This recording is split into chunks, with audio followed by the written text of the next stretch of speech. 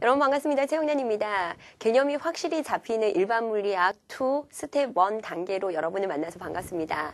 이게 단계에 나누는 게 조금 어려워요. 그래서 이 2라고 하는 부분이 하편에 해당하는 거고요. 이 하편이 다시 스텝 1과 스텝 2로 나뉘어질 겁니다. 그래서 저도 지난번까지는 스텝 3인가 이렇게 생각을 했는데 2이 스텝 1이라고 하더라고요. 자, 이 부분에서는 이제 전자기학과 관련된 내용들이 이제 이 하편 쪽에서는 시작이 될 텐데 그게 전자기학과 또 뭐 기화강학 그리고 현대물리학 이런 내용들이 이 하편 쪽에서는 다루어질 예정입니다. 그리고 특히 이 초반부에 나오는 전자기학과 관련된 부분들은 사실 일반 물리학의 꽃이라고 할 수 있습니다. 그래서 여러분들이 굉장히 잘 공부를 하셔야 되는 부분이고요. 개념이 확실히 잡혀야지만 여러분들이 앞으로 물리학을 하기에 훨씬 더 수월하게 접근하실 수 있을 겁니다. 제가 한 2주 전에 감기에 걸렸는데요. 계속 수업을 많이 하다 보니까 목소리가 돌아오질 않고 있습니다. 그래서 사실은 이 첫 번째 강의는 굉장히 맑고 투명한 목소리로 여러분과 만나기를 원했는데 조금 칙칙한 목소리로 오늘 만나게 됐습니다. 아무튼 이해를 해주시고요. 빨리 상태를 호전을 해서 다음 강의부터는 훨씬 더 좋은 목소리로 찾아뵙도록 하겠습니다. 자, 그러면 첫 번째 단원 전기장부터 시작하도록 할게요. 자, 제일 처음에 전기장이라는 단원이 나오면서 우리가 이번 시간에는 이제 전하와 관련된 얘기들, 그래서 여러분들이 아마 이번 첫 시간은 어렵지 않을 겁니다. 그래서 마찰전기 현상, 그리고 정전기 유도와 관련된 내용들, 그러면서 이제 기본적인 전기력과 관련된 내용들까지 정리하도록 하겠습니다. 자, 전기장이라는 것은 전기력이 미치는 공간을 의미를 하는 건데 이 전기장과 관련된 내용은 사실 이 다음 강의에서 주로 많이 다루도록 할게요. 자, 제일 처음에 마찰전기 현상부터 그러면 이제 전기와 관련된 내용들에 이제 입문해서 들어가 보도록 할게요. 자, 마찰전기라는 것은 사실 우리가 전기 현상이 처음 발견됐을 때는 전기라는 현상이 있는지도 몰랐고 단지 우연히 마찰전기 현상을 발견을 하게 된 거죠. 그래서 우리가 일상적으로 뭐 이렇게 뭔가 플라스틱 같은데 선생님 어렸을 때는 책받침 이런 걸 썼었는데 이런 걸로 막 머리를 막 이렇게 문지르거나 혹은 빛 같은 걸로 머리를 문지르면 특히 그 플라스틱이 따다다다닥 소리를 내면서 이제 머리카락이 딸려온다거나 아니면 종이 조각 같은 것들도 딸려오는 그런 현상들을 경험을 할 수 있죠. 즉 일반적인 마찰 전기 현상들이 먼저 발견이 되면서 전기라는 것에 사람들이 관심을 갖게 된 겁니다. 그래서 이 마찰 전기 현상에 있어서 물체들이 전기를 띠는 현상, 이걸 바로 대전된다 라고 표현을 하는 거고요. 그렇게 해서 전기를 띈 물체를 대전체라고 표현을 하는 거죠. 그러면은 한 물체가 어떤 플러스 전기나 마이너스 전기를 띠게 된다는 것은 우리가 잘 보이진 않지만 거기에서 어떤 전기 현상이 원인이 되는 물질 자체가 이동을 하면서 전기 현상을 유발을 하겠구나라고 예측을 할 수 있겠죠. 자, 이렇게 전기 현상의 원인이 되는 물질을 뭐라고 하냐면 원인 자체를 전하라고 표현을 하고요. 그래서 전기에서는 우리가 플러스 전하와 마이너스 전하 이렇게 두 종류의 전하로 나눠서 이렇게 전하라는 개념을 도입을 하게 되는 거죠. 그래서 일반적으로는 쉽게 도체라고 한다면 자유전자들이 이동하면서 물체들이 플러스 전하를 띤 물체, 마이너스 전하를 띤 물체로 나뉘어지게 되는 겁니다. 자, 그러면은 이 전하라는 것에 대한 개념을 처음 세운 사람이 누구냐면 벤자민 프랭클린이라는 미국의 과학자였습니다. 그래서 이 프랭클린이 실험을 했는데 예를 들어서 털가죽 같은 걸로 유리막대, 고무막대 이런 것들로 문질러 보기도 하면서 이렇게 마찰 전기 현상을 이용을 해서 대전체들을 만든 거예요. 그래서 거기 교재 그림에서 본다면 고무막대를 사용을 했는데 얘는 지금 털가죽으로 문지른 고무막대여서 하나는 지금 이렇게 천장에 실로 매달아놨죠. 얘가 마이너스 전하로 지금 대전이 되어 있습니다. 근데 같은 털가죽으로 문지른 이 고무막대를 가까이 가져갔더니 얘들이 당연히 서로 싫어하면서 밀리는 청력 현상이 나타나게 되는 거죠. 자, 그러면서 이 프랭클린이 얘들이 같은 것들끼리 가까이 가져가니까 서로 밀리네, 청력이 작용하네 라는 현상들을 발견을 하게 됐고요. 또 반대로 한쪽에는 고무막대를 여전히 달아놨지만 자, 이번에는 플러스 전하를 띤 다른 유리막대라는 대전체를 가까이 가져갔더니 이번엔 오히려 서로 끌리면서 인력 현상이 나타나는 거예요. 그래서 그렇다면 마찰전기 현상에 있어서도 때로는 서로 같은 전하를 띠기도 하고 때로는 서로 반대 전하를 띠기도 하는구나 라고 하면서 플러스 전하, 마이너스 전하에 대한 명명을 하기 시작한 겁니다. 그러면서 같은 전하끼리는 서로 청력이 작용을 하게 되고요. 즉 플러스끼리 서로 실어를 하겠죠. 자, 그 다음 마이너스끼리는 서로 청력이 작용을 하게 되는 거고요. 반대로 플러스와 마이너스 사이에는 인력이 작용한다라는 이런 전기 현상들을 이제 정리를 해 나가기 시작한 거죠. 자, 그러면은 우리가 이렇게 지금 서로 반대 전하끼리는 인력이 작용을 하고 서로 같은 전하 사이에는 서로 밀어내는 청력이 작용한 것을 관찰을 할 수 있었는데, 이런 힘들은 전하를 띤 물체에서 서로 작용하는 힘들을 전기력이라고 정의를 할 수 있는 거죠. 그래서 전기력은 이렇게 인력과 청력으로 구분해서 사용을 할 수 있습니다. 자, 그러면은 이제 그 다음 페이지에 가면은 이 마찰 전기의 이제 원리 자체가 전자의 이동으로 설명하는 내용들이 이제 나오고 있거든요. 자, 우리가 일반적으로 사실 물질이라는 것은 원자 자체가 플러스를 띠는 원자핵이고요. 그리고 그 주변을 도는 전자들이 있다. 라고 가장 간단하게는 러더포드의 모형으로 나타내 볼게요. 물론 이제 현대 물리학 쪽으로 가면은 전자가 훨씬 더 이 원자 자체의 구조가 복잡한 걸 우리가 알고 있지만 간단하게 이렇게 한번 표현을 하도록 하겠습니다. 자, 그러면 이 플러스를 띠는 원자핵 주변에 전자들이 돌아다니는데, 사실 이 전자의 개수도 원자 번호가 증가함에 따라서 굉장히 많아지고 있죠. 자, 그러면서 얘들이 좀 더 안쪽 궤도에서 도는 애들이 있고요. 자, 바깥쪽에서 좀 더 도는 애들도 한번 표현을 할게요. 자, 개수는 다 안 맞췄습니다. 자, 그러면 이렇게 해서 전자들이 돌아다닐 때 아무래도 원자핵이 플러스를 띠니까 전자들, 마이너스를 띠는 애들을 끌어당기는 인력이 작용을 하게 되겠죠. 그런데 얘들이 좀 거리가 멀어지면 이게 구속하는 정도의 힘 자체가 좀 약해지겠죠. 그러면서 얘들이 제일 바깥쪽에 있는 전자들이 잘 떨어져 나가면서 자유전자의 구실을 하는 경우들이 있습니다. 그래서 이렇게 특히 자유전자가 많이 있는 애들을 도체라고 표현을 하고요. 상대적으로 속박력이 굉장히 강해서 이 자유전자들이 떨어져 나오지 않는 경우는 부도체라고 하는데, 그 분류는 조금 이따 보도록 하고요. 일단은 이 마찰 전기 현상 자체가 이런 전자의 이동으로 마찰 전기 현상이 나타나게 되는 거죠. 자, 그럼 볼게요.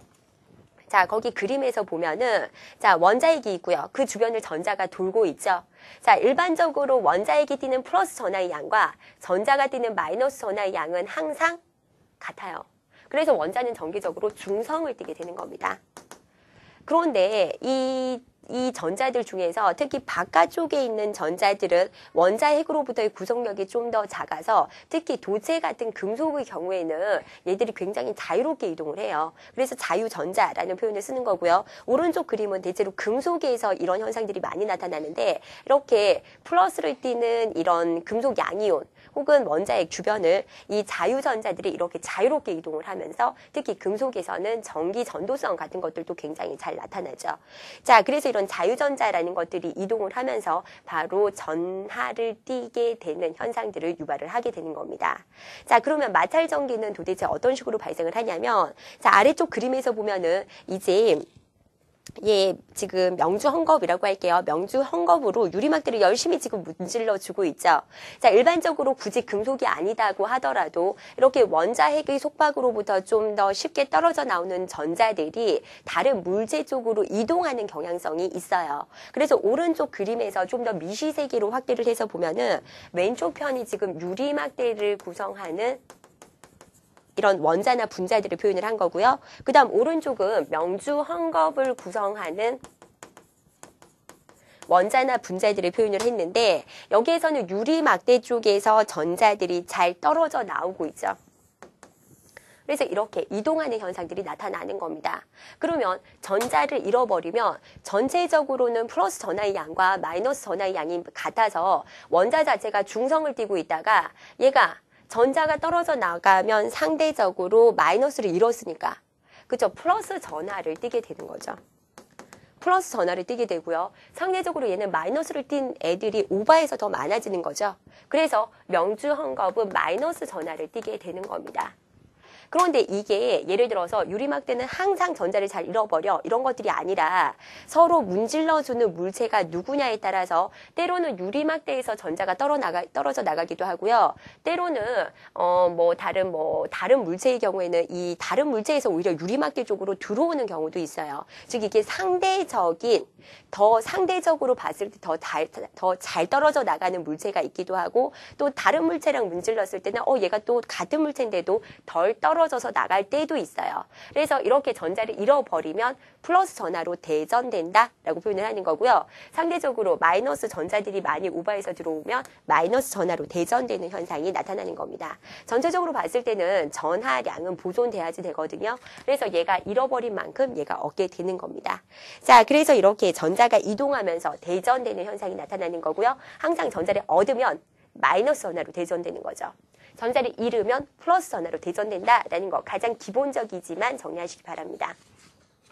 자, 그럼 이걸 이제 물체가 굉장히 많잖아요. 순서대로 막 여러 물체들을 이렇게 문질러 본 거죠. 자, 그래서 마찰전기 현상들을 유발을 했을 때, 자, 플러스를 잘 띄는 물체부터 대표적으로 자주 등장하는 물체들을 마이너스를 띄는 애까지 순서대로 나열을 한 것을 대전열이라고 표현을 해요. 열지어서 순서대로 나열을 한 겁니다. 자, 그러면 그 중에서 가장 대표라고 한다면 다 외울 필요도 없고요. 그냥 대표 몇 가지만 적어줄게요. 털, 유, 명, 에 라고 하는데 우리가 마찰전기 현상에서 가장 많이 등장하는 물체 대표적으로 요 네 가지 배열을 했습니다. 자, 제일 처음에 나타나는 게 털가죽이고요. 그 다음 유리, 명주, 에보나이트 막대인데 자, 이 왼쪽으로 갈수록 플러스 전하를 잘 띈다 생각을 하시면 되겠습니다. 그럼 플러스 전하를 잘 띈다는 건 그쵸? 전자를 잘 읽기 쉽다라고 정리를 하시면 돼요. 전자를 읽기 쉬워서 플러스 전하를 잘 띄는 거고요. 반대로 이쪽으로 가면은 마이너스 전하를 잘 띄는 거예요. 예를 들어서 자, 털가죽과 유리막대를 문지르면 얘가 털가죽이 플러스를 띄는 거고요. 유리막대가 마이너스를 띄게 되는 거죠. 즉 털가죽에서 이번엔 유리막대로 전자가 이동하는 겁니다. 아까 위쪽 그림에서는 유리막대에서 이동을 했죠. 하지만 이번에는 털가죽에서 유리막대로 전자를 이동을 하게 되는 거고요. 예를 들어서 이번엔 유리막대와 명주 헝겊을 문지르면 얘는 유리막대가 이번엔 플러스 쪽에 대전열에서 더 가까우니까 얘가 플러스 전하를 띠게 되는 거고요. 얘가 마이너스 전하를 띠게 되는 거예요. 이번엔 전자가 유리막대에서 명주 헝겊으로 이동을 하게 되는 거죠. 그래서 이게 상대적으로 누구를 문지르느냐에 따라서 플러스 마이너스가 결정이 되는 거고요. 이 대전열에서는 왼쪽으로 갈수록 플러스 전하를 띄기 쉬운 물체다라고 정리를 하시면 돼요. 자, 그래서 털 유명에 이렇게 대표적으로 네 가지만 정리를 했고요. 일반적으로 내가 그렇다면 이 대전될 때 전하를 좀 더 크게 플러스도 크게 마이너스도 크게 확실하게 대전을 시키고 싶다면 대전열에서 거리가 멀수록 그 정도가 심해지겠죠. 그래서 간격이 멀수록 마찰 전기가 더 잘 생긴다라고 생각을 하시면 되는 거죠. 자, 지금까지 얘기한 내용들을 좀 더 정리를 하자면 우리가 어떤 전하, 전기현상의 원인이 되는 전하라는 것은 특히 전자들이 이동하면서 대전되는 현상들이 나타나게 되고요. 그러면서 플러스 전하를 띠는 물체, 마이너스 전하를 띠는 물체들이 나타나게 되는 거죠. 그리고 플러스끼리 마이너스끼리는 서로 청력이 작용을 했고 플러스와 마이너스에는 인력이 작용하는 전기력이 나타난다라고 얘기를 했습니다. 그리고 한 물체에서 다른 물체로 전자들이 이동할 때 이때 총 전하량은 항상 보존이 돼요. 즉 전하가 고립계 내에서 저절로 생길 수 없겠죠.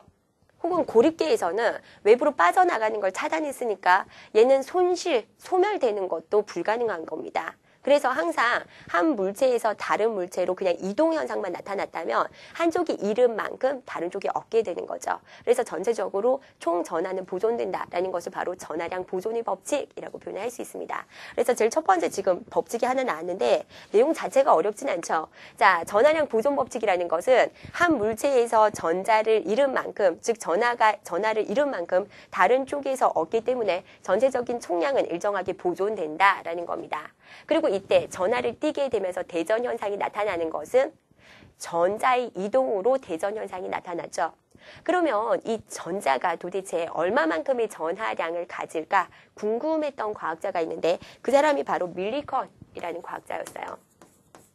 그래서 이 밀리컨의 유적 실험이라고 하는데 기름방울을 가지고 실험을 하는 거거든요. 이건 나중에 우리가 뒷부분에서 더 자세히 배울 기회가 있을 겁니다. 그래서 이번 시간에는 전하의 개념을 그냥 정립하기 때문에 간단하게만 얘기를 하자면 이 전기장 같은 것을 띄게 하고 기름방울을 계속 떨어뜨리면서 얘들이 띄는 전하량을 계속 측정하는 실험이었어요. 그래서 기름방울을 가지고 밀리컨이 유적 실험을 했는데 기름방울을 가지고 실험을 했거든요. 그래서 얘들이 이 전기장을 띈 사이에서 얘들을 떨어뜨렸을 때 얘들이 운동하고 전하량을 띠는 정도들을 막 측정을 하면서 나타낸 건데 이 전하량을 측정을 해봤더니 이 밀리컨이 어떤 경향성을 나타냈겠죠. 경향성을 따져봤더니 이 수치들이 전하량, 얘들이 가지는 전하량을 Q라고 표현을 할게요. 얘들이 어떤 뭐 예를 들어서 0, 0.1, 0.2, 0.3 이렇게 순차적으로 아주 다양한 수치들이 나타나는 게 아니라 얘가 전하량을 측정했더니 어떤 이렇게 띄엄띄엄의 어떤 수치가 나타나더라라는 걸 발견을 한 거예요. 쉽게 생각한다면 이 전하량이 1, 2, 3, 4 뭐 이런 쿨롱 전하량의 단위를 쿨롱이라고 표현을 하거든요. 자, 쉽게 수치로 나타낸다면 1쿨롱, 2쿨롱, 3쿨롱, 4쿨롱짜리는 있지만 예를 들어서 1.1쿨롱은 아무리 실험을 해도 나타나지 않는 거예요. 2.7쿨롱도 안 나타났다라고 가정을 합시다. 그럼 이 밀리컨이 어떤 것을 착안을 했냐면 그래? 그렇다면 기본적으로 이런 것들은 마치 1쿨롱짜리가 2개 모이고 1쿨롱짜리가 3개 모이고 4개 모이고 이러면서 나타나는 수치 같네? 라고 생각을 한 거고요. 그렇다면 여기에서 최소 공배수 최대 공약수라고 해야 되죠. 최대 공약수를 따져봤더니 1쿨롱? 1쿨롱을 기본 전하로 해서 얘들이 그 배수로 개수에 따라서 이렇게 전하량의 증가 현상이 나타나구나. 이렇게 착안을 할 수 있겠죠. 그래서 그런 식으로 실험을 했더니 실제 실험은 수치가 굉장히 복잡했고요. 최대 공약수 나타내는 게 쉽지 않았습니다. 그래서 이렇게 해서 나타냈더니 가장 기본 전하량, 즉 전자 하나가 나타내는 기본 전하량이 얼마가 나왔냐면요. 1.6 곱하기 10의 마이너스 19승 쿨롱이었어요. 이 전자 하나가 굉장히 작잖아요. 얘 전하량 이거 계산하려면, 측정하려면 굉장히 고생 많이 했겠죠. 그래서 지금도 밀리컨의 유적 실험은 아마도 여러분들 중에서도 하는 분들이 있으실지 모르지만 가장 힘겨운 실험 중에 하나입니다. 이 기름방울 정지시켜서 전하량 측정하고 하는 게 굉장히 힘들거든요. 그래서 이렇게 해서 유적 실험을 했을 때 기본 전하량을 발견을 하게 된 거고요. 그 값이 바로 1.6 곱하기 11-19승 쿨롱에 해당하는 겁니다. 이 기본 전하량 정도의 수치는 여러분들이 물리학을 하시기 때문에 기본으로 이 정도는 기억을 하시는 게 좋겠습니다. 그래서 일반적인 얘가 띄는 전하량이라고 한다면 이런 전자가 여러 개 모이면 이 배수만큼 나타나게 되겠죠. 그래서 우리가 전하가 양자화되어 있다라는 표현을 쓰거든요. 양자화되어 있다라는 건 뭐냐면은 이게 연속적인 값으로 쭉 나타나는 게 아니라 얘가 하나가 이만큼의 전하량을 가진다면 예를 들어서 개수가 증가하면 이것의 배수만큼 개수에 따라서 전하량이 증가하게 되겠죠. 얘가 플러스를 띌 때도 있고 마이너스를 띌 때도 있으니까 플러스 마이너스 NE 이런 식으로 표현을 할 수 있어서 예를 들어서 전자 반개, 전자 3분의 1개 이런 거는 우리가 없다는 거죠. 그렇기 때문에 전자 하나가 기본 전하량 2만큼의 전하량을 가진다면 전자 100개 있으면 2의 100배만큼의 전하량을 가지게 되는 거죠.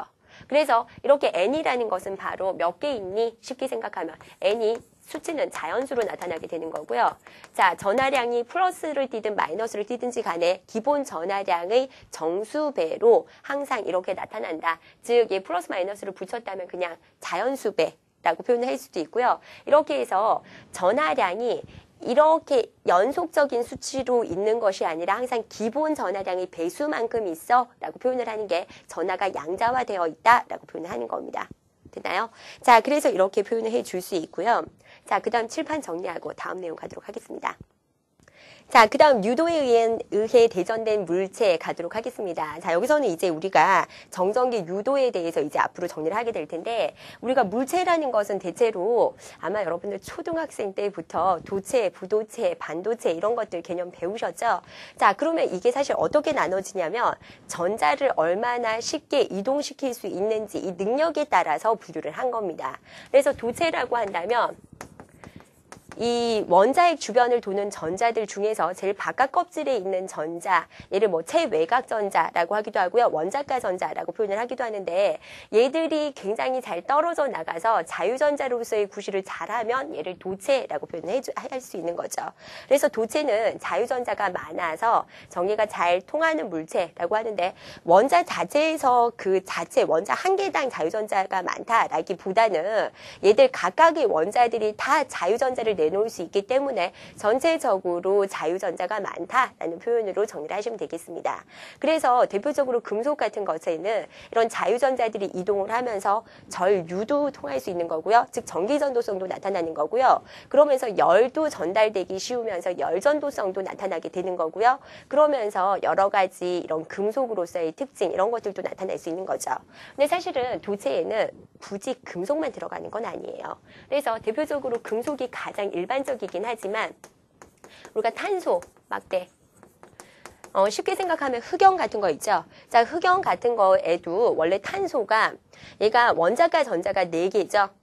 그런 거 알고 있는 분들도 있겠지만 자, 이게 원자과 전자가 사실은 4개인데 흑연 같은 경우는 결합을 3개를 많이 해요. 세 방향으로 결합을 하기 때문에 하나가 자유전자 구실을 하는 것처럼 얘가 잘 돌아다닙니다. 그래서 얘가 전류가 통해요. 그래서 탄소 막대도 우리가 보통 전기분해 실험 같은 거 할 때 있죠. 그랬을 때 탄소 막대를 전극으로 꽂아서 쓸 수가 있어요. 전류가 통할 수 있거든요. 그래서 탄소 막대 같은 것들도 도체 역할을 할 수가 있고요. 그 다음 지구도 하나의 도체 역할을 할 수 있습니다. 그래서 우리가 전기 번쩍하면은 피레층 같은 거 건물에 세우잖아요. 그러면 그 전하들을 땅으로 다 보내는 거죠. 지구가 하나의 커다란 도체 역할을 할 수 있고요. 그래서 우리가 전기 제품, 특히 물과 같이 쓰는 전기 제품, 뭐 세탁기 이런 거 할 때 접지를 시킨다라고 한다면 땅이랑 연결을 시킨다라는 의미가 되거든요. 그러면 이제 인체로 사람이 감전되는 걸 방지하면서 이제 땅으로 흘려 보낼 수 있는 게 지구가 하나의 도체 역할을 하기 때문입니다. 그러면 이때 감전을 방지하기 위해서 접지시키는 게 인체도 사람의 몸도 사실 전류가 흐를 수 있다는 거죠. 근데 사람의 몸은 저항이 커서 일반적으로 전류가 아주 팍팍 흐르진 않지만 물에 젖은 손 같은 걸로 전기 제품을 만질 때는 감전이 훨씬 더 잘 일어나는 게 이게 물에 젖은 경우는 저항이 훨씬 더 떨어져요. 그래서 그럴 때는 훨씬 더 도체로서의 역할을 더 잘하게 되는 겁니다. 그래서 이런 것들도 도체 역할을 하게 되는 거고요. 그 다음에 또 나오는 게 뭐 산, 염기, 수용액. 사실 이런 것들은 엄밀하게는 전해질이라는 표현을 더 많이 쓰는데 전류가 통하기 때문에 도체라고도 분류를 할 수 있다는 겁니다.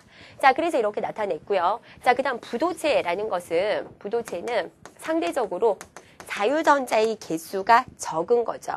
얘는 원자핵이 굉장히 단단하게 속박을 하고 있기 때문에 이 제일 바깥 껍질에 있는 최외곽 전자라 하더라도 자유롭게 돌아다닐 수가 없는 겁니다. 그래서 얘들은 전기 현상이 잘 나타나지 않는 거고요. 그래서 우리가 잘 아는 유리, 플라스틱 이런 것들 부도체로 분류가 되죠.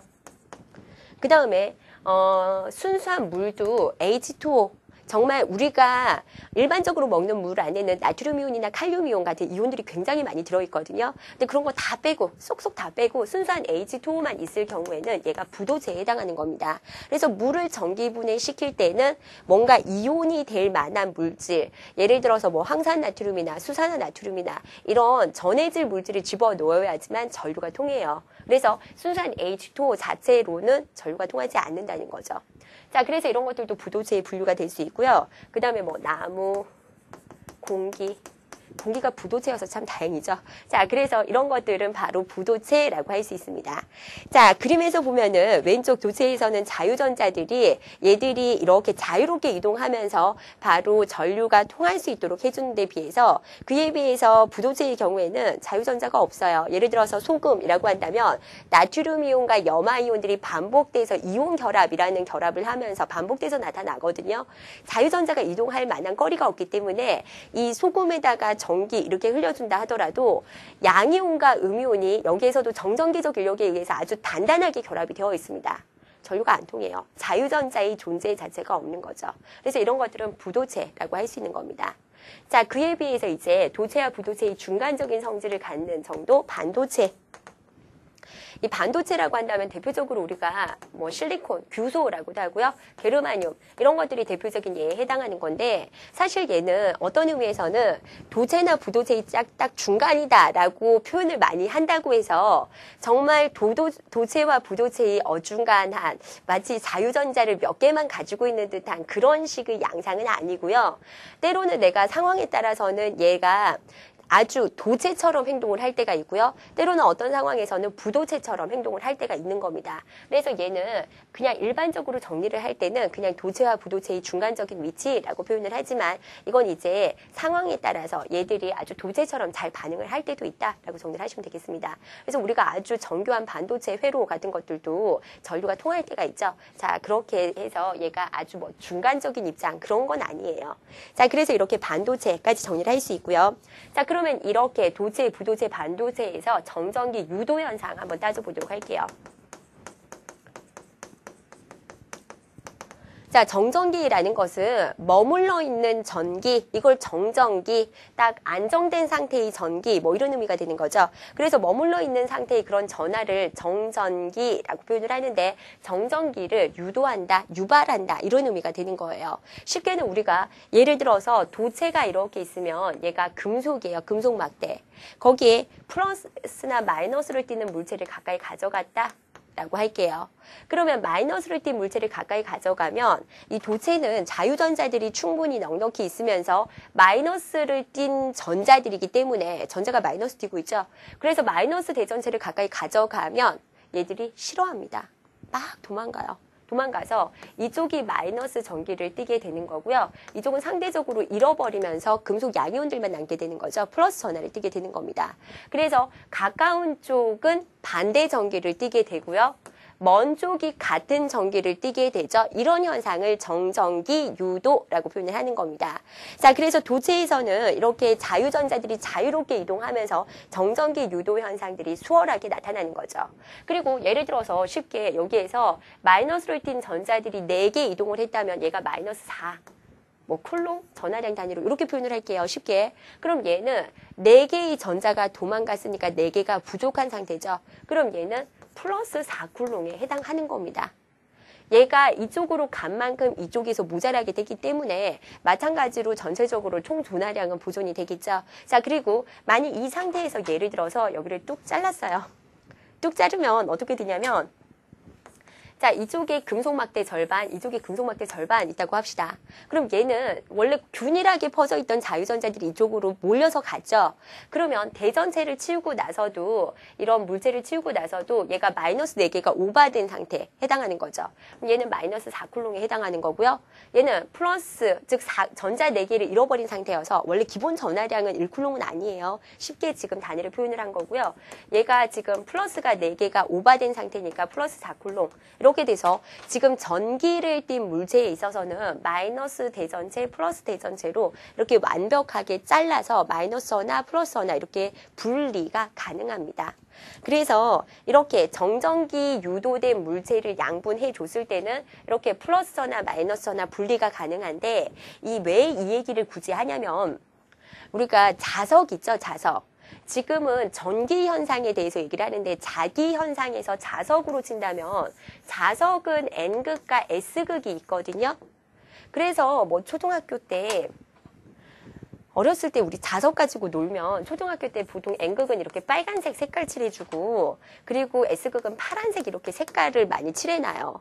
자, 그러면 이게 궁금한 거예요. 자, 얘를 중간을 정확하게 절반으로 딱 여기를 정말 이 빨간색과 파란색 사이를 정확하게 딱 자르면 어떻게 될까? 이게 궁금한 거예요. 그래서 이렇게 잘라봤습니다. 자, 그러면 왼쪽이 빨간색 쪽이 N극이었거든요.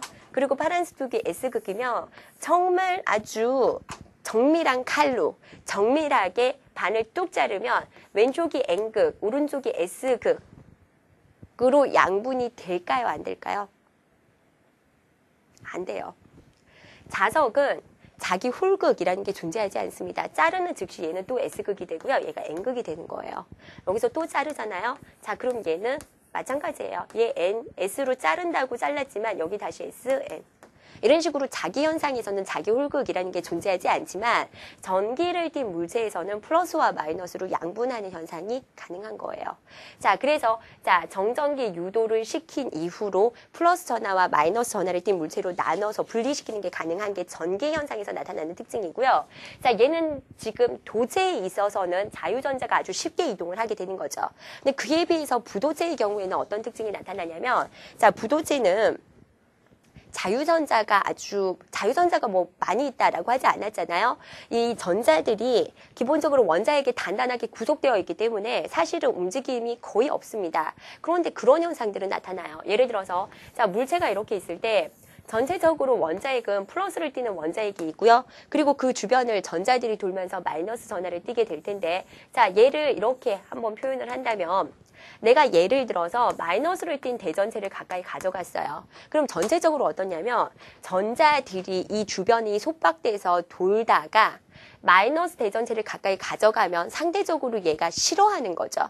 가능하면 속박돼 있지만 이렇게 멀리 떨어져 있고 싶어 하겠죠. 한쪽으로 치우침 현상이 나타나는 겁니다. 그러면 쉽게 생각하면 이렇게 생각할 수 있겠죠. 원자는 중성인데 왼쪽으로 전자의 쏠림 현상이 나타난다면 상대적으로 얘가 플러스를 띠게 되겠죠. 이쪽이 플러스를 띠게 될 거예요.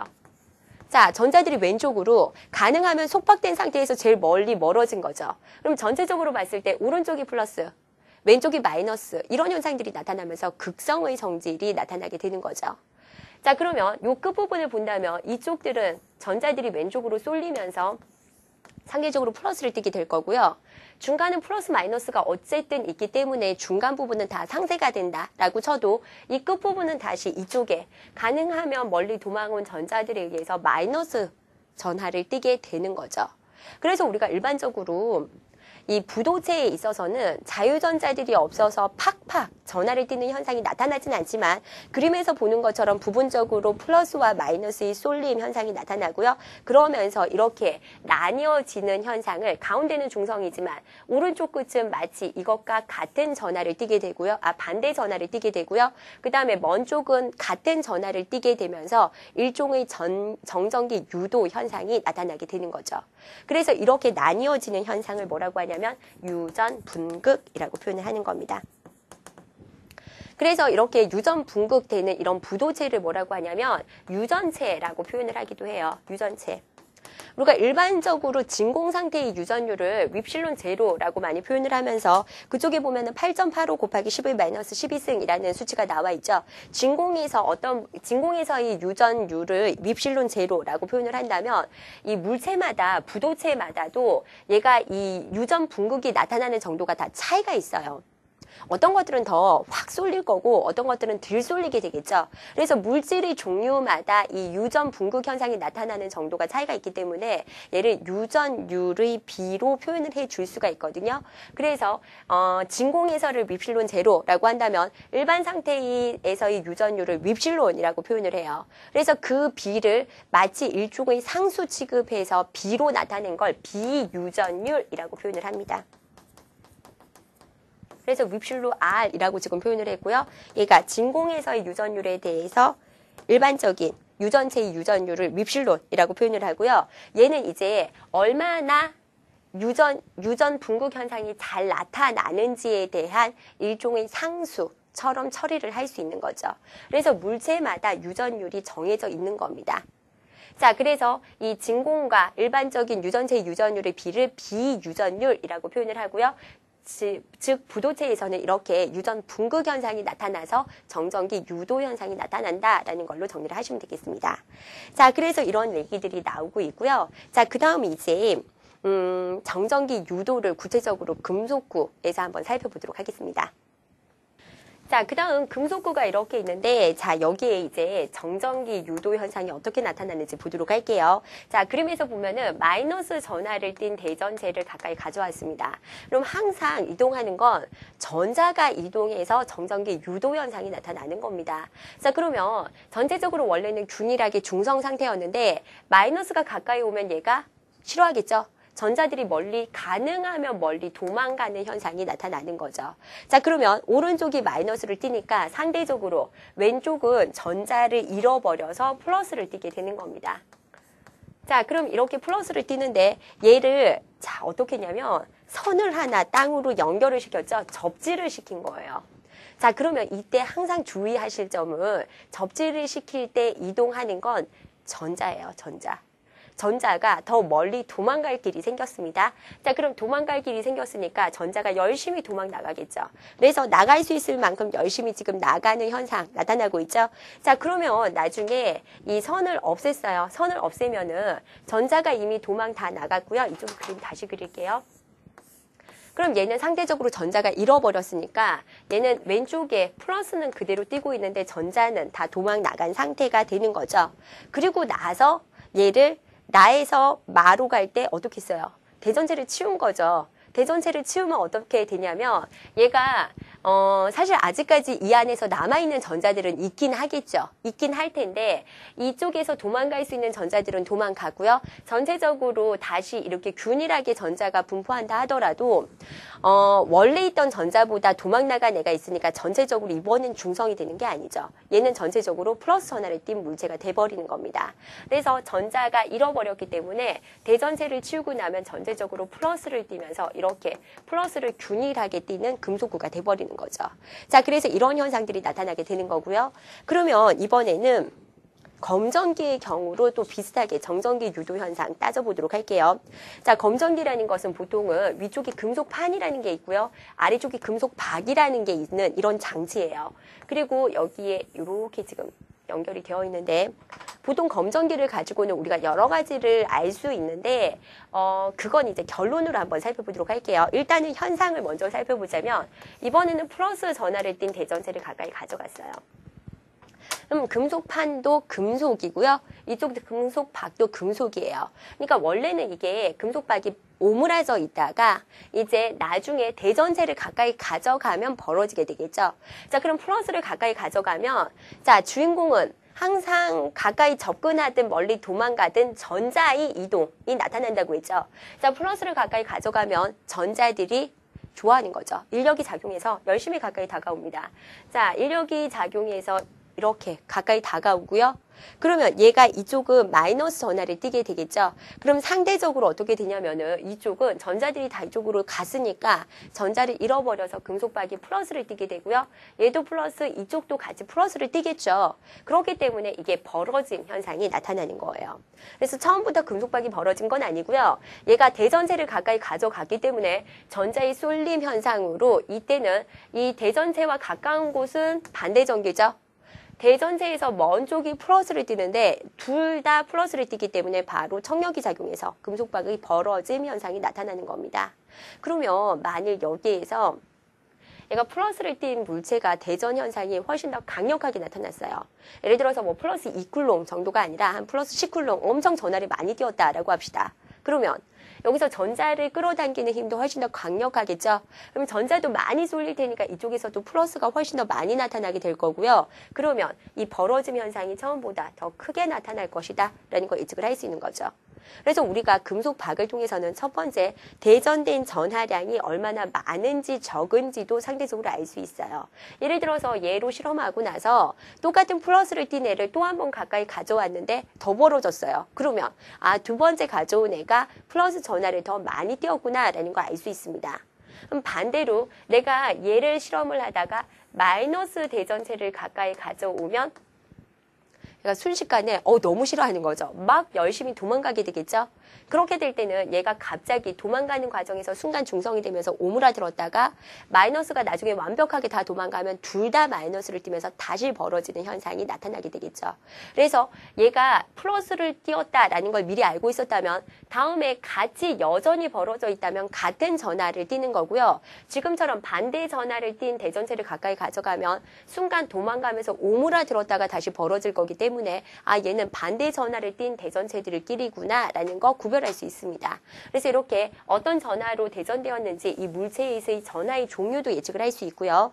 자, 그 다음 이제 마저 가도록 할게요. 자, 그리고 나서 이번엔 어떻게 했냐면 두 번째 그림에서 손가락을 댄 경우 살펴보도록 하겠습니다. 자, 손가락을 갖다 대면 여기도 접지와 같은 현상이 나타나는 거예요. 이제 도망갈 수 있는 구멍이 생기는 거죠. 근데 여기서 지금 차이는 뭐냐면 자, 이쪽에서 다시 한번 볼게요. 마이너스 대전체를 가까이 가져갔을 때는 이 자유전자들이 싫어하면서 가능하면 멀리 도망가려고 하죠. 그래서 전자가 이 선을 통해서 도망가는 현상이 나타나는 겁니다.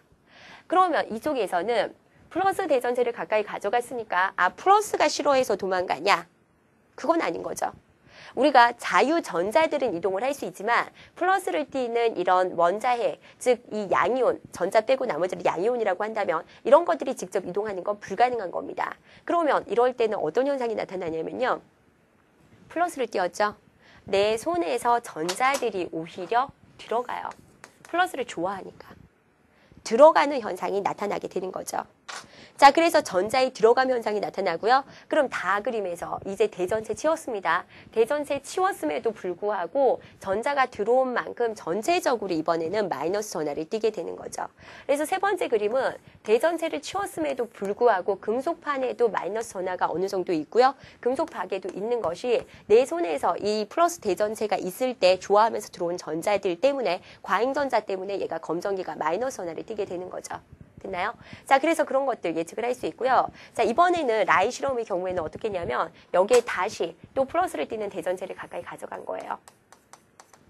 그러면 전자들이 다시 이쪽으로 쏠림 현상이 나타나면서 라 그림에서는 금속박이 다시 오므라들었죠. 아, 그렇다면 예를 들어서 검정기가 마이너스 상태로 지금 대전됐어 라는 걸 알고 있다면 플러스를 가까이 가져갔구나 라는 걸 이 금속박의 오므라짐 정도를 통해서 예측할 수 있는 거죠. 그런데 이게 오버해서 플러스를 더 너무 강력한 걸 가져갔어요. 그러면 이제 오므라드는 정도가 아니라 전자들이 더 많이 쏠리면서 이제는 여기가 처음 상태처럼 마이너스를 많이 띠게 되고요. 이쪽이 다시 플러스를 띠면서 다시 벌어진 현상이 다시 나타나는 겁니다. 그러면 아, 얘가 원래 대전체보다 더 전하량이 많은 애를 가지고 갔구나라는 거 구별할 수 있는 거죠.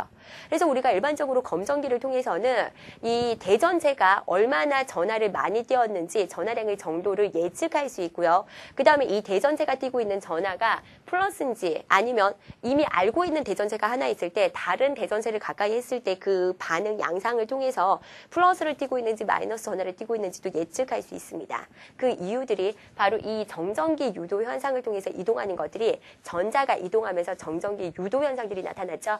자, 그것을 통해서 결론 지을 수 있는 거죠. 그래서 자, 결론적으로 얘기하자면 검정기라는 것은 정전기 유도 현상을 통해서 어떤 대전체의 전하량이나 혹은 전하의 종류를 확인할 수 있는 장치를 검정기라고 하는 겁니다. 됐나요? 자, 그 다음 이제 쿨롱의 법칙 가도록 할게요.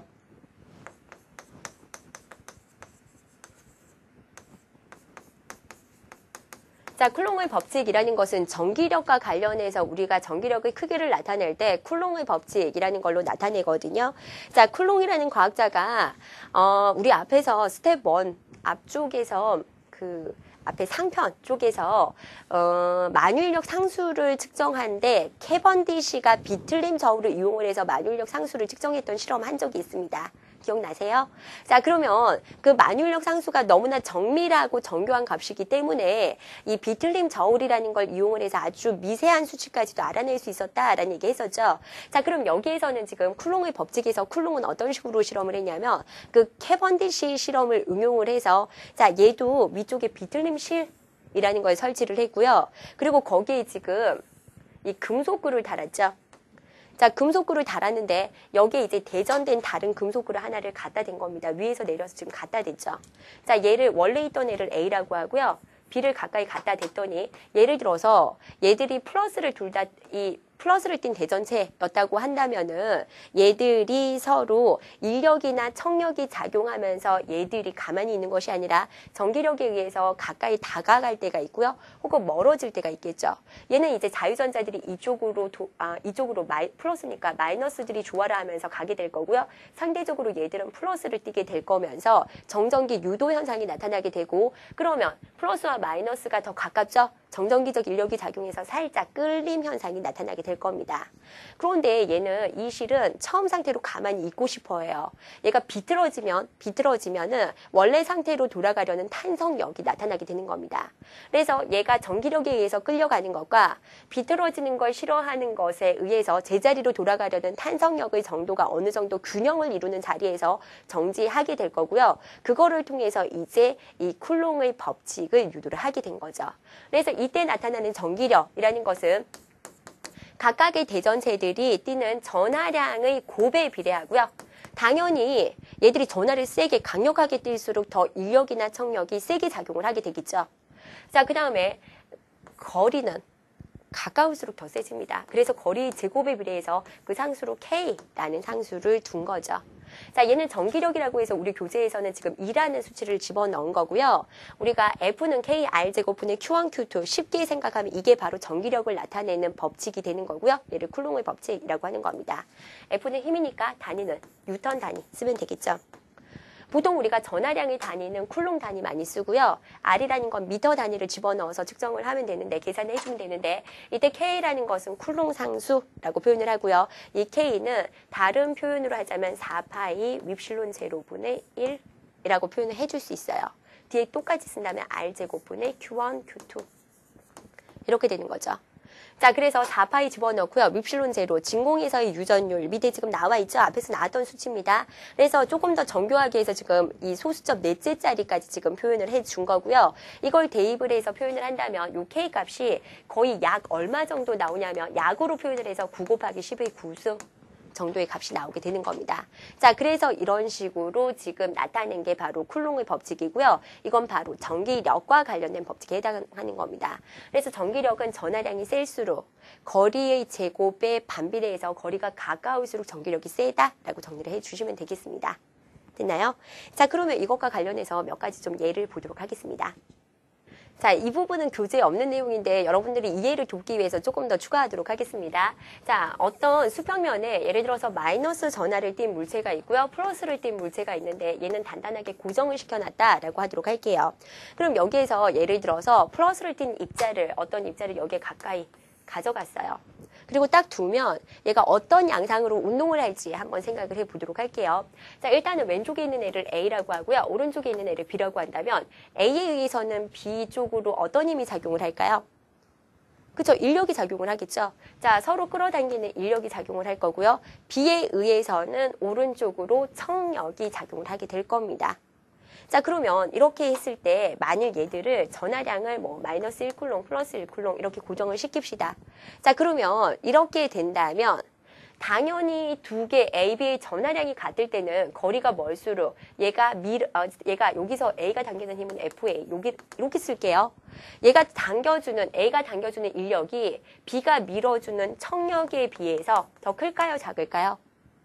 더 작아요. 그쵸? B가 더 가까우니까 이 청력이 더 크게 나타나게 되겠죠?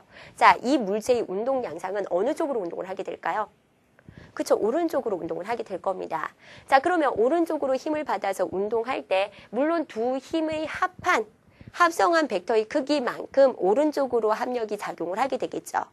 그러면 이렇게 있을 때 오른쪽으로 막 밀림 현상이 나타났어요. 자, 이 물체의 속력은 어떻게 될까요? 속력은 점점 더 증가하게 되겠구나. 왜냐하면 오른쪽 방향으로 R자 힘이 나타나게 되니까 속력은 증가할 것이다 라는 걸 예측을 할 수 있고요. 자, 우리가 역학에서 따졌을 때 또 속력이 증가하는 경우 가속도가 일정한지 많이 따졌잖아요. 자, 얘는 등가속도 운동을 할까요, 안 할까요? 한번 생각을 해봅시다. 자, 속도가 증가하는 건 알겠는데 등가속도 운동일까요, 아닐까요? 그죠? 등가속도 운동은 아니에요. 우리가 기본적으로 등가속도 운동이려면 역학에서는 F는 그쵸? MA라는 공식을 사용을 해서 힘에 비례해서 가속도가 나타났었죠. 자, 이 물체의 질량의 변화는 없다라고 했을 때 힘이 일정하면 가속도가 일정한 등 가속도 운동을 할 수 있습니다.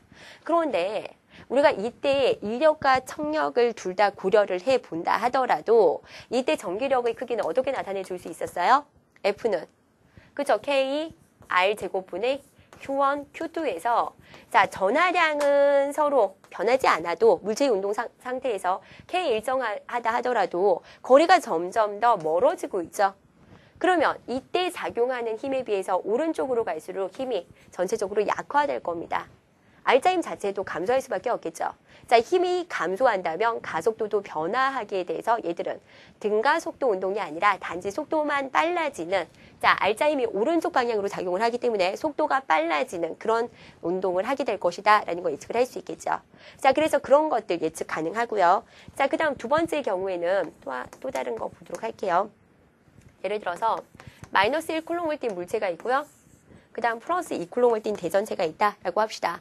자, 이랬을 때 전체적으로 봤을 때 예를 들어서 여기 어딘가에 플러스 1쿨롱을 뒀을 때 자, 플러스 1쿨롱이 받는 합력이 0이 되는 지점을 한번 찾아보도록 할게요. 자, 즉 A 영역에서 0인 지점이 나타날까? B 영역에서 나타날까? C 영역에서 나타날까? 라는 걸 따져주면 됩니다. 자, 우리가 이번 시간에는 전기장의 개념을 배우지는 않지만 전기장을 쉽게 생각하면은 플러스 1쿨롱 이 받는 힘의 크기를 전기장의 크기라고 따지면 되거든요. 자, 그러면 예를 들어서 이렇게 생각을 하시면 되는 거죠. 자, 플러스 1쿨롱을 여기에 둔다면 자, 얘는 이 마이너스 1쿨롱에 의해서는 어떤 힘이 작용할까요? 그쵸? 인력이 오른쪽 방향으로 작용을 하게 될 거고요. 그 다음에 플러스 2쿨롱에 의해서는 그쵸? 즉 밀어주니까 청력이 왼쪽으로 작용을 하게 되겠죠. 자, 그럼 여기서도 한번 볼게요. 여기에서도 지금 플러스 1쿨롱을 여기에 둔다면 마이너스 1쿨롱은 조아라 하면서 인력 플러스 1쿨롱은 실어라 하면서 청력. 얘는 같은 방향이죠. 알짜 힘이 왼쪽으로 작용해서 힘이 제로가 될 수 없습니다. 자, 그 다음에 C 영역의 경우에는 자, 플러스 1쿨롱짜리를 여기에다 이렇게 둘게요. 자, 그러면 마이너스 1쿨롱은 조아라 하면서 이렇게 왼쪽으로 힘이 작용하게 되겠죠. 자, 그 다음에 플러스 2쿨롱은 실어라 하면서 오른쪽으로 자, 흰색으로 똑같이 둘까요? 청력이 작용을 하게 되겠죠. 자, 지금 흰색은 전부 다 플러스 2쿨롱이 여긴 흰색을 안 했네. 플러스 2쿨롱이 작용하는 힘을 표현을 한 거고요. 그 다음에 빨간색은 전부 다 마이너스 1쿨롱이 작용하는 힘을 표현을 한 거거든요. 자, 일단 합력이 제로가 되려면 일단 방향은 무조건 반대가 돼야지 되겠죠. 자, 방향이 반대가 되는 지점은 요 A 영역이나 C 영역에서 나타나게 될 텐데 구체적인 거리의 수치를 우리가 모르죠. 그랬을 때도 우리는 힘이 제로가 되는 영역을 예측을 할 수 있습니다. 어떻게 예측을 할 수 있나요? 그쵸? 우리가 전기력이라는 건 KR 제곱분의 Q1, Q2에 해당하는 것인데 두 개의 힘이 상쇄가 돼서 합력이 제로가 되기 위해서는 아무래도 전하량이 큰 애는 멀리 있어야지 되겠죠. 그럼 힘이 작아지는 효과예요. 전하량이 작은 애는 가까이 있어줘야지만 상대적으로 두 힘의 크기가 같아서 알짜힘 제로인 것이 가능합니다. 반대로 C인 경우는 어떠냐면은 전하량 작은 애가 거리마저 크죠? 그럼 힘이 작아지는 거죠. 전하량은 작은데 거리는 커요. 힘은 더 작겠죠. 얘는 전하량은 큰데 거리도 가까워요. 그러면 힘은 더 크겠죠. 그래서 얘는 이 밀어주는 효과가 훨씬 더 크게 나타나서 아까 문제처럼 오른쪽으로 가속도 운동을 하게 되는 그런 양상의 운동을 하게 되겠죠. C 영역에서는. 자, 그래서 플러스 1쿨롱이 받는 합력이 제로가 되는 것은 항상 우리가 거리가 멀면 전하량이 오히려 더 커지면 합력은 오히려 전체적으로 좀 작아질 수 있구나. 요 작용하는 힘, 전기력이라고 할게요. 전기력이 더 작아질 수 있구나 라는 걸 예측을 해서 바로 A 영역에서 합력 제로인 영역이 나타나게 될 것이다 라는 걸 유추를 할 수 있습니다. 됐나요?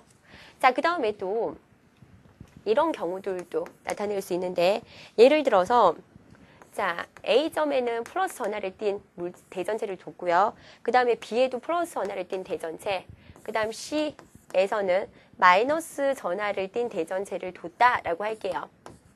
자, 그럼 이렇게 했을 때 우리가 기본적으로 플러스끼리는 청력이 작용하죠. 자, A에 작용하는 힘만 볼게요. B는 밀어주고요. 그 다음 C는 조아라 하면서 당겨주겠죠. 자, 당겨주고. 그렇다면 알짜 힘이 어떻게 나타날 거냐면 합력. 나타냈을 때 알짜 힘은 이렇게 나타나게 될 겁니다. 만일 전하량이 전부 다 예를 들어서 플러스 1쿨롱, 마이너스 1쿨롱이라면 이 힘의 크기는 동일하게 같아서 얘가 수평 방향으로 이런 식으로 나타나게 될 거고요. 이건 벡터 합성을 해주면 되겠죠. 자, B에 나타나는 알짜 힘은 A가 밀어주는 힘이 있을 거고요. 그 다음 C가 당겨주는 힘이 있겠죠. 자, C가 당겨주는 힘이 있어서 얘도 이제 벡터 합성을 하면은 자, 이런 식으로 합력이 나타나겠구나라는 걸 예측을 해줄 수 있는 거고요. 그 다음에 C의 경우에는 얘가 거의 이 삼각형 형태의 영역에 있다고 할게요. 거의 각도도 한 60도 정도로 맞춰버립시다. 자, 그러면 얘는 어떻게 되냐면은 정삼각형 정도의 영역에서 각도까지 60도로 맞춰줬을 때는 얘는 지금 C의 경우에는 이렇게 합력이 지금 끌어당기는 인력이 나타나는 거죠.